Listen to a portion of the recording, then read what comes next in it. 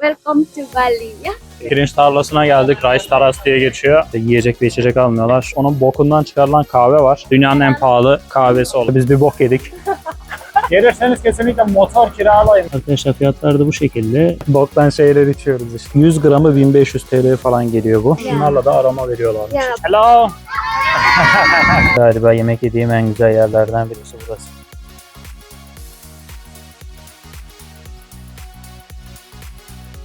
Şimdi yolumuza doğru gidelim.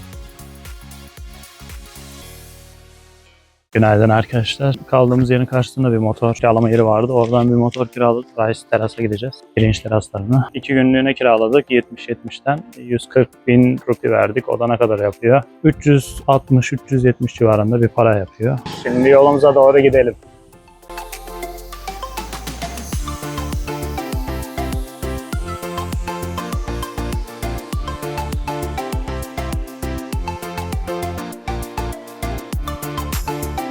Pirinç tarlasına geldik. Rice Terrace diye geçiyor. Motosikleti arkamızda bulunan yere bıraktık. Ücretsiz bir park alanı. Bayağı insan geliyor. Şuradan biletimizi alalım, sonra gidelim. Girişi de bu şekilde.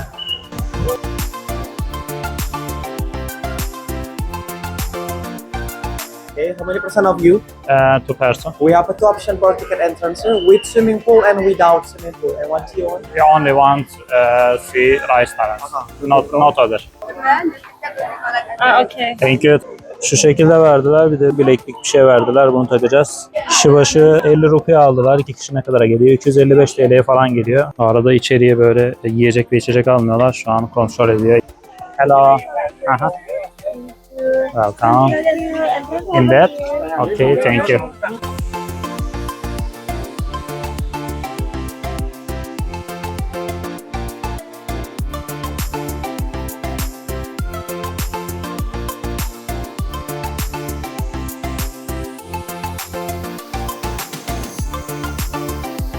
Bir tane hayvan var, onun bokundan çıkarılan kahve var. Misk hayvanı mıydı neydi? Onun bokundan çıkan şurada. Şunu böyle ayırıyorlar. Şu şekilde. Ondan sonra öğütüyorlar. Ha, hayvan da şuradaymış bak, yatıyormuş onu göstereyim ben. Hayvan da şu an yatıyor. Hayalimdeki mesleği yapıyor vallahi. Yiyor, içiyor, sıçıyor. Bokuyla para kazanıyor. That's a shit of that. Yeah. Bunu yediriyorlar. Bunu yedirdikten sonra onun dışkısı haline geliyor şu şekilde. Ondan sonra böyle öğütüyorlar, kavuruyorlar. Ondan sonra milleti dünyanın en pahalı kahvesi olarak iteliyorlar. And then open. We have the skin also and a layer not contamination by. Can we test it? Yeah, this is already clean the bean. Yeah. After that, the roasting. Kavrulmasını bekliyor. Roasting 45 minutes. Yeah. Until the change color dark brown color. And then we will control the fire also. Odun No big, ateşinde. yeah, no big fire but slow fire. Yeah. And then keep stirring until coffee coming out the aroma. Bayağı Strong the Yes. aroma, yeah. But for the caffeine, less caffeine, yeah. Good for the stomach, good for the heart also because already fermentation. Yeah.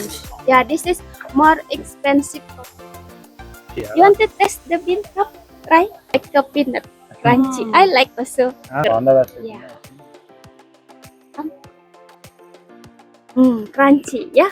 Biraz abarttıklarını sanıyordum ama bak bu şekilde de Öğretecek. öğütüyorlarmış.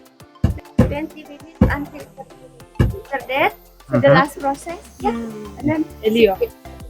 Öyle kahveden çok da anlamam ama böyle güzel bir aroması falan var. Yeah. Bunlarla da aroma veriyorlarmış. Yeah, but this is lemongrass. Bu limon kolonyası kokuyor. Bu da kakao meyvesi, bu da bunun çekirdeği. Bu bundan üretiyor falan. Chocolate original. Chocolate coffee, coconut coffee, vanilla coffee, ginseng coffee or ginger coffee. Yeah, we have 5 coffee. You Where are you want? from? Yes. Alright. Turkey? How you know? Yeah, thank you. Thank you. Welcome to Bali. Yeah. Thank you. Arkadaşlar biz bir bok yedik. Hayvanın bokunu yedik resmen. Hayatımda yediğim en güzel boktu sanki. Daha önce bok yiyormuşum gibi. Gidelim bir teraslara bir fotoğraf çekelim böyle. Ortam falan müthiş. Ağzımda kakao meyvesi acı bir tat verdi. Abla da yardımcı oldu, çok güler yüzlü anlattı böyle. Sağ olsun. Meşhur salıncak şuradaymış, bak herkesin sevdiği salıncak. Daha çok kadınlar tercih ediyor. Erkekler öyle çok tercih etmiyor. Bir de bir tane kırmızı elbise falan giydiriyorlar burada. Onunla beraber sallandırıyorlar. Aha. How much ticket? For the couple, 381. 381. Şurada fiyat listesi falan yazıyor. Şurada eğer drone çekimi falan istiyorsanız ekstra bunu vereceksiniz. Fiyatlar bu şekilde. Bunları da 100.000 rupi 255 TL ediyor. Ona göre hesaplarsınız burada. Şuradan da sıra bekliyorsunuz. How much time waiting if I... So for couple, around 50 minutes. 50 minutes. Yes, please. 50 dakika falan bekleniyor. Eğer şimdi bir bilet alırsan 50 dakika, 1 saat falan bekliyormuşsun. O şekilde şurada gidiyor. Bak şurada da sallanıyor bir tanesi. Aslında güzel çıkıyor da. Şöyle bir bakalım.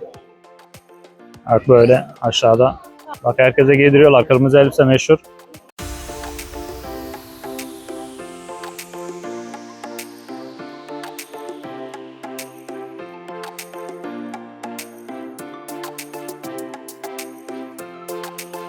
Ortam falan bayağı güzel.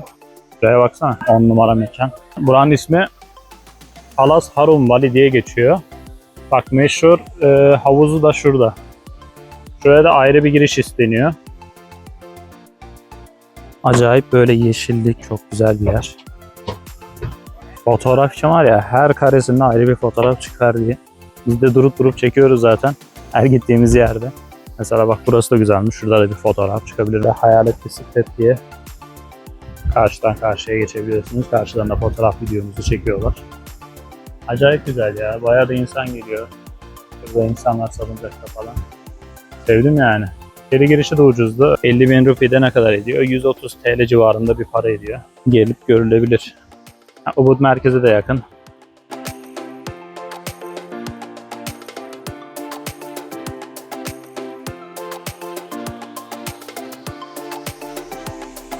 Bu şeye benziyor. Marsupilami'nin evine benziyor bak.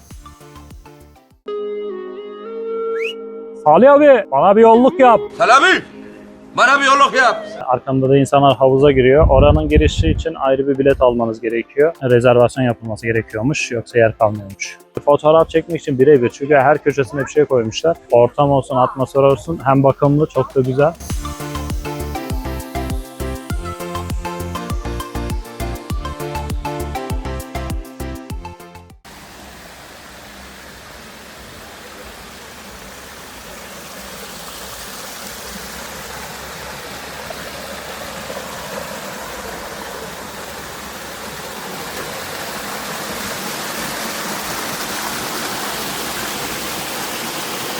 Çektiğim fotoğrafları da koyarım ben. Instagram ve TikTok'tan da takip ederseniz oradan da anlık paylaşımlarımı görebilirsiniz.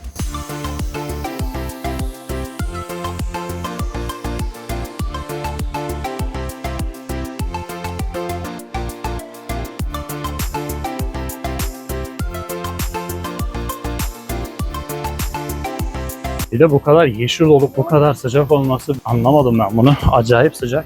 Yanıyor, esmiyor da. Ama bu kadar yeşillik var, essene. Bir şeye girdik. Nem kokuyor. Burada da bir cam teras var, bakalım. Burada da oturma yerleri falan var.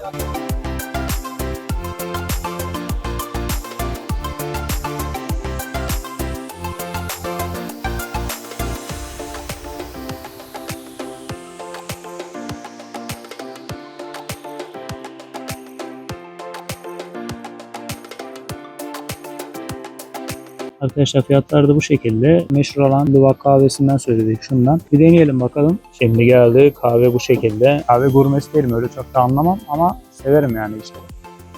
Kokusu böyle güzel geliyor. Aromatik bir kokusu var böyle. Anlamıyorum ama lezzetli bir şey içiyorum galiba. Boktan şeyler içiyoruz işte ya. Boktan şeylere para veriyoruz. Ne boktan muhabbetler bunlar.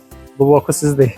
Düşünmemek lazım. Düşününce içesiniz gelmiyor ama diğer türlü lezzetli geliyor. Burada tadına baktığımız kahvenin fiyatı yazıyor ne kadar? 100 gramı 555 Endonezya rupisi, o da ne kadar ediyor? 100 gramı 1500 TL falan geliyor bu.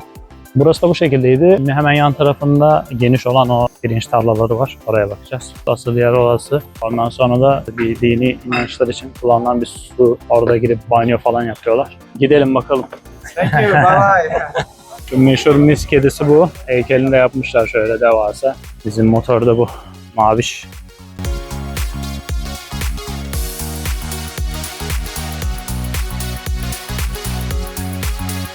Sağımı solumu karıştırıyorum hep.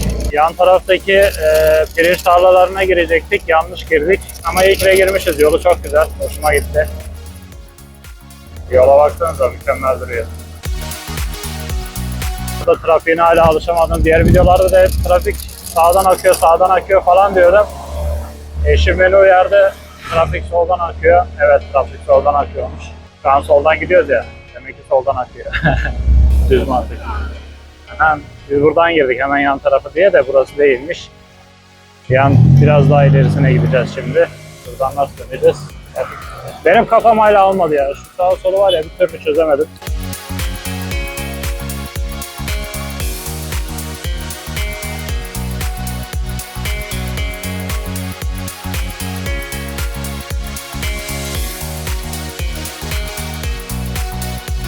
Şuradan da görünüyor gayet.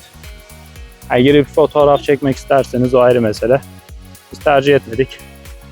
Şu şekilde görünüyor zaten. Şimdiki rotamıza doğru gidelim. Bu duş falan alıyorlar. Hep görürdüm böyle tapınıyorlar, böyle bir musluk gibi bir şey var, içine girip duş gibi başlarını falan yıkıyorlar. Şimdi oraya doğru bir gidelim. Orası da belli bir saati var galiba. Kapanmadan gidip görelim böyle. Bir de bak adamlar şöyle yapmışlar pirinçten. Acayip turist çekiyor. Şu manzara bizim Rize'de olsun, Trabzon'da olsun, Karadeniz bölgesinde bu şekilde çok fazla. Hatta daha güzelleri falan var. Orası da turist çekiyor ama dünya çapında çok fazla burası kadar çekmiyor. Tanıtmak lazım aslında. Benim ne derdime ise.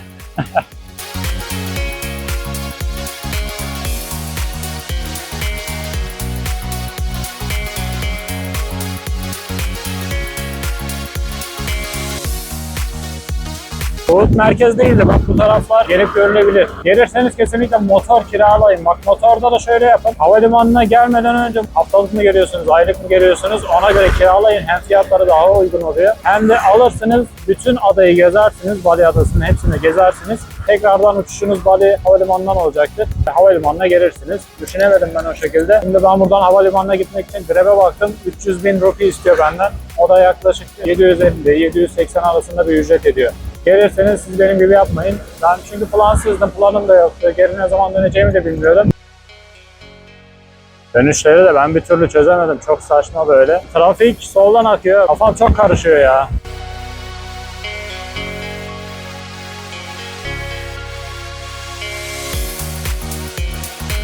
Bak burası güzel kokuyor. Şuradan bir yerden. Geldik. Bak şuradan bir yere geldik. Burası meşhur bir yere benziyor. Şuradan bir yere park edelim, bırakalım. Değnekçi var mı burada?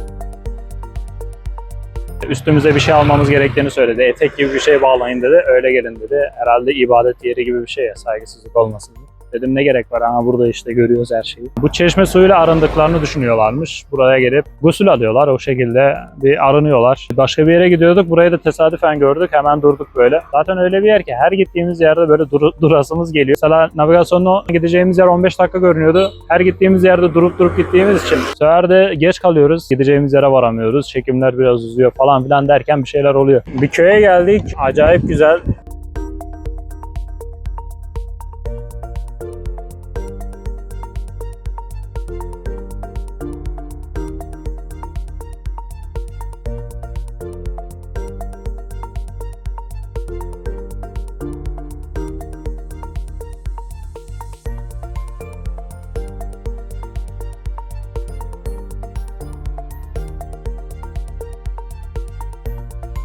Ablalar ne taşıyor acaba? Dur bir soralım. Hello. Hello, what is that? Can I see inside that? Ha, anlamadılar İngilizceleri. İçindekini mi istedim? Anladı acaba bir şey yaptı. Hello. Aa, tapınak. Hadi gidelim orada biraz tapınak. Ha ha. Hello. Tatlılar ya. Çocuklar çok tatlı. Yağmur da bir yağıyor bir duruyor ya. Az önce güneş vardı, şimdi yine bulutlar toplanıyor. Bu arada dediler yok sezon değil, yok bu sezonla gelinmez. Kuru sezonla gelinmesi lazım. Aslında var ya, en güzeli bu sezonla gelmek. Hem turist sayısı biraz daha az. Böyle yoğunluk yaşamıyorsun. Bu arada sanki yanlış gidiyoruz. Bir bakayım ben şuraya. Aynen yanlış yola girmişiz. Başlata basmadım mı ben? Bitti dememişim. Ben bitti demeden bitti.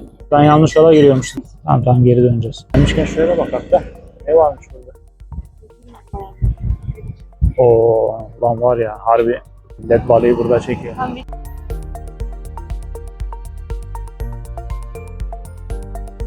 Neyse halkımı selamlayayım ben bir daha. 20 acı derim. Oy. Ulan 20 acı derim da. 20 acı diyorum.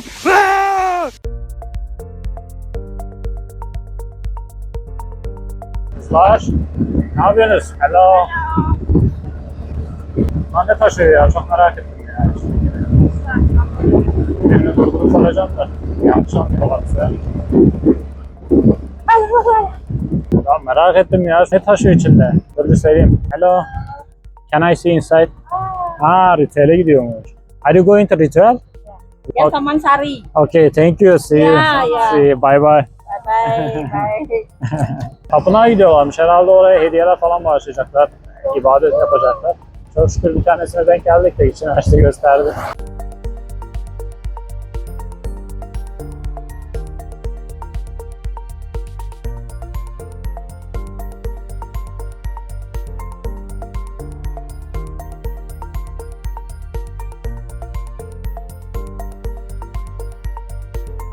Buradan sonra da Singapur'a gideceğiz. Oradan da Phuket'e geçeceğiz.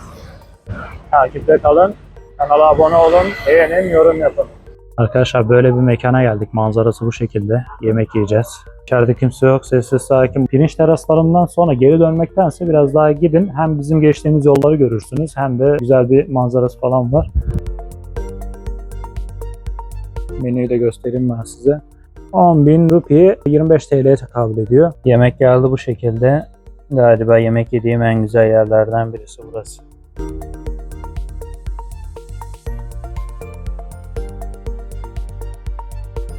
Sambal Lagok diye bir yer. Şurada ana cadde var. Oradan sağa sapıyorsunuz. Öyle köy içerisinde bir yer. Navigasyondan bakarsanız hemen getirir sizi. Yani öyle çok da lezzetli değil ama ortamı falan ambiyansı sevdim. Şöyle de bir ambiyansı var.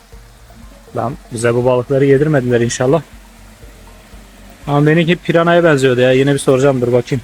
Doyurucu bir porsiyon değildi yani. Yani balık zaten. Yani balık çok doyurmuyor. Diğerleri belki doyururdu. Diğerlerini denemedik ama. Şöyle ortam. Çekilin yoldan, Ferhunde geliyor.